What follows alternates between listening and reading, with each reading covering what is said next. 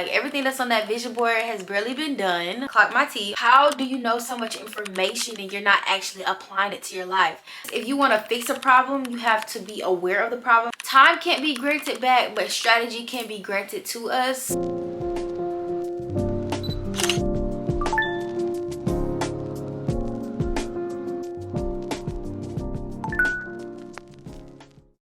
Hi and welcome to my YouTube channel. My name is Phoenicia Umbrella and this is where we cling on to all things good. I'm pretty sure if you're watching this video, you're either going through some emotions, you feel like they're holding you back in a way, you're just tuning in to support me, thank you, or you're looking for ways to grasp your emotions so you can live your best life. So my goal for this video is to recognize, release, and reclaim. Time can't be granted back, but strategy can be granted to us so we can do it better the next time. 2025 is coming. It's around the corner. It's 9 weeks away, and honestly, I can say I feel like this video was meant to be made to maybe help the next person, because I can definitely say in 2024, I've allowed my emotions to get the best of me. Like everything that's on that vision board has barely been done.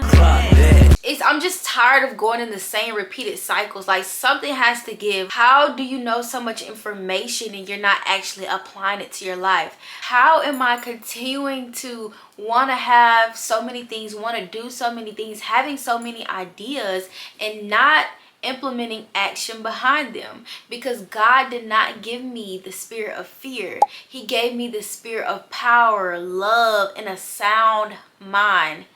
Faith you. I'm just sick of it. Like 2025 is on the way and there's no way that I'm going to be the same Phoenicia doing the same things in the same way next year. So while I'm working on getting these emotions stronger, having stability and faith, then I'm going to share this because that's what I feel called to do. So speaking of stability and faith, like I said, for example, after graduating high school, I had a plan. I was going to go to school. I was going to get this degree. I was going to become a dental hygienist. I was going to live a regular life and I was going to move on. Like simple. I'm gonna be good. I can definitely say that my plan has not been going to plan. God leads your footsteps. So I've just been so like, oh, it's not going my way, it's not going my way, da, da, da. Well, in the midst of it not going my way, a lot of things have been coming to me, but I haven't been paying those things any attention because I'm so happy and high off of this outcome of being a dental hygienist. Like I stated in my TikTok series, which you should go watch, my TikTok is link there. When we continue to see the outcome we see fit for our lives, I think that's where it leaves room for our emotions to be all over the place, and it will take us away from action in other areas, and really action in that area, because at a certain point you're going to get discouraged. It's better to find peace in the process and not the outcome that you're expecting. I should have stability and faith. Whether it goes my way or it goes another way, I know at the end of the day, I'm in good hands. He may have something bigger and better. Like, who am I to know? Who am I to say that this is my life and I have complete control and I'm just gonna, I don't want to really make this like a Christian based thing, but I feel like there's no improvement or no life without Jesus Christ. Like that's the direction. So in the midst of all that and taking months to reflect, I definitely came to 3 steps that I think has been helping me get out of the idea that my way is the way, and getting myself just out of this emotional hole to where like I'm discouraged and I don't want to do anything and nothing else will work for me because this plan isn't working. If you want to fix a problem, you have to be aware of the problem. So let's recognize. When it comes to recognizing, you have to identify the problems, and honestly a lot of people aren't aware of their problems. That's why things or transformation don't happen. There's 4 negative patterns that I've suffered with and I'm still dealing with till this day. So first I would say is self-doubt. Like the mindset of that I'm not good enough definitely comes into play, and I think that is from comparison and just being so consumed with the net. You know, there's so much going on nowadays. There's so much to see. There's so many people's lives just being broadcast, and you would feel like, hey, I'm not good enough. Hey, I don't have that. Or hey, I don't have this, I don't have that. When that just leads to procrastination. Who are you to say that you aren't good enough? You have to look at the brighter side. Like, there's so many things that you're already blessed with. There's so many things that God has given you in this moment that you can use for your good. Even if you feel like you're not good enough, how will you ever know if you never take the steps to do what you need to do? We just get distracted by things that we think will make us feel good. We get distracted by things that will give us that feeling of the outcome that we want, rather than just going through the process and feeling all of the emotions and taking it in and doing your best. You are good enough. You are capable. You are equipped. You got this. So there's no reason you should be feeling like you're not good enough for anything. And I feel like a lot of the times we keep in our head that we're not good enough. Moving on to number 2, because we're seeking validation from other people. Like, they don't think it's okay, then it's not good enough. Or they don't think I should do that. It's not good enough. I'm not worthy of that. You're hindering your success. You're hindering your self-growth because you want to be so secure, when the whole time the only thing we should be secure in is faith in the Lord, that he will lead us, that he will guide us, and that he will continue to protect us in this season of the unknown, or even feeling like we're not worth it. I know personally, from being a child that did everything mom and dad said and just, you know, really depended on my parents, adulthood is now teaching me, like, this life is my own now. Like, you have to make choices that are good enough for you. Like, everything is on me now. Like, so whose choices really matter? Because at the end of the day, I'm the person that's going to have to deal with them. Fear of rejection. A lot of times when you want to move into a new season, you want to do something new, you want to start something new, you want to move differently in life, it calls for a lot of things to fall off a lot of the times. If I'm going to take this route and I fear how others will view me, it needs to be perfect, it needs to be cutesy, it needs to be very demure, it needs to be giving. Like, why are we chasing perfection? Like, allow yourself to be a beginner. It's easier said than done, but it has to get done. 2025 is on the way. Who's going to be still worried about what the next person has to say? Like, just start, Phoenicia. That's also why I didn't want to share this type of content, help type of content, teaching type of content, informational type of content, because I'm like, okay, if I'm going to be projecting all this positivity, improving self type of content, how can you be doing that if you're not perfect in every area that you're talking about yourself? So if any advice I can give to the person that's struggling with any of the previous things or perfectionism that I've stated, is just like, pray to God and ask him for help, because I personally believe there's no self-improvement without God. Because that means that you're relying on yourself to improve yourself, which is something I had to learn myself. I can't do this alone. I cannot do this in my own strength. If I could, it would have been done already. If I could, I would be reaching all these goals already, because the things that I'm already aware that I'm struggling with would have been done if I can do it in my own strength. I can't do it in my own strength. Trying to be so perfect, trying to be maybe like even like the next person, will just lead you to being overwhelmed and just like, I don't even want to do it no more. Just be you, just do you, and you'll figure it out along the way.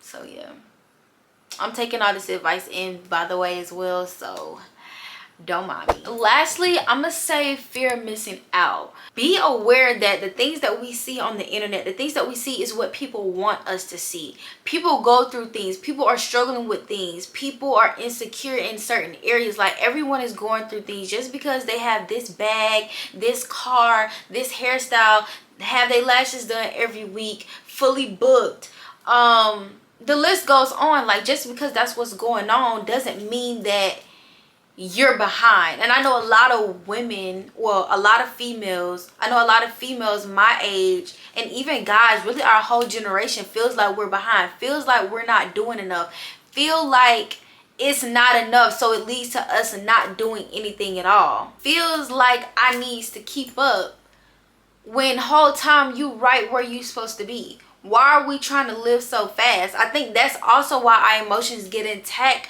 because we have the idea that I need to have this by this, when you just need to slow down and trust the process. Just calm down. Relax, be calm, be calm. When you have that type of mindset, I think that just brings a light towards the situation. Yes, I may not have X, Y, and Z, but I have this and I am grateful.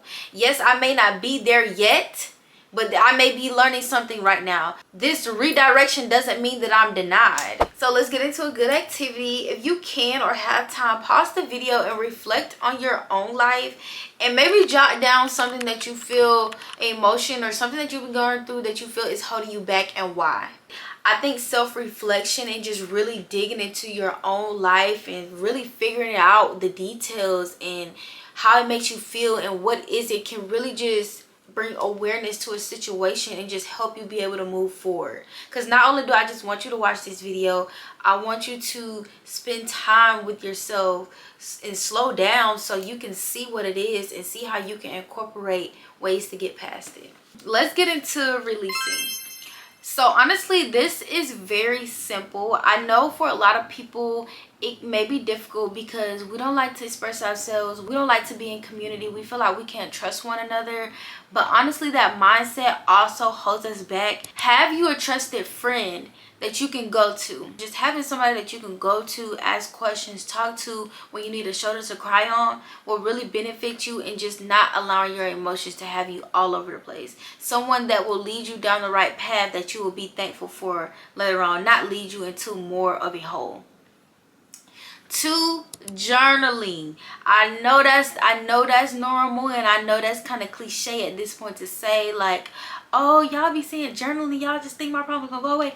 No, but I could definitely say when you journal, you're more aware. You're able to see what is going on. Write down your problems. Write down how you feel. Write down why it made you feel this way. You can get on Pinterest and look at some journal prompts. You can literally just like write it down, like Dear Diary situation.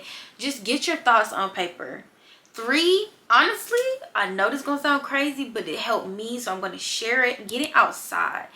It's kind of cold now, so I don't know, bundle up and go on you a little walk. When I first actually became aware that I wanted to change and I wanted to be better and I just wanted to be a positive person, I would go on walks outside and I would just feel a release, a disconnection from like the world and people and technology and everything. Like, you know, just going outside. And me personally, I went outside and I was talking to God, or praying, if you will. And that's my 4th answer, prayer. If you're not that close to God, you can still send up a prayer. God, I'm struggling with so and so. You know, thank you before, first and foremost, before anything. Even if you're not just so into Christ, thank God. It should be like, that should be a thing that you do every single day. But before any prayer, give thanks, because yes, we may be in need or may want, but he's already done enough. So at least we can do is thank him, and then you move on to your request and just ask for guidance. Now that all the hard stuff, all the emotional stuff is out the way, baby, it's time to reclaim.